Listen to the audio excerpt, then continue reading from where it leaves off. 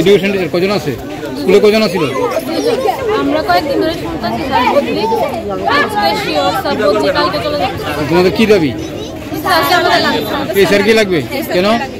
Sir একটু ভালো বুঝায়, বুঝতে সুবিধা। অন্য টিচাররা যে ভালো বোঝে না, তোমরা কেমনে জানো?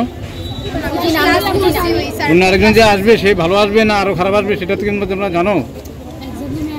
একজন ম্যাম আছে। একজন ম্যাম আছে তো? আরেকজন দিয়েছে তো? না দেয়নি?